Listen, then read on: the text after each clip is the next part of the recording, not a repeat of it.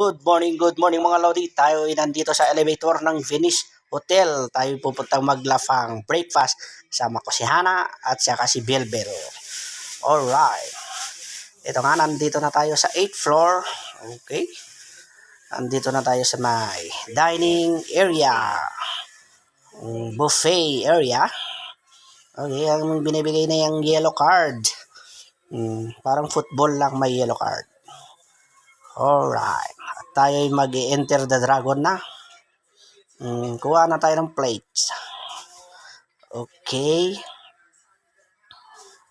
Yan, maraming pagpipilian guys. Dahil diet tayo ngayon.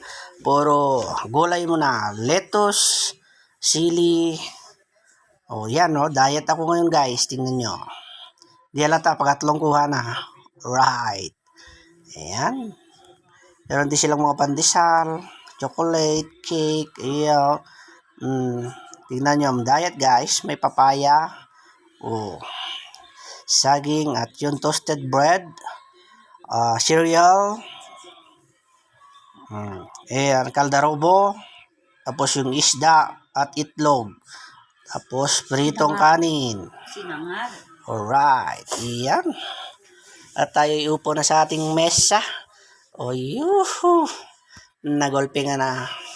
Sana baby. Okay, sira na ang diet. Wala nang diet pag ganyan mga Lodi.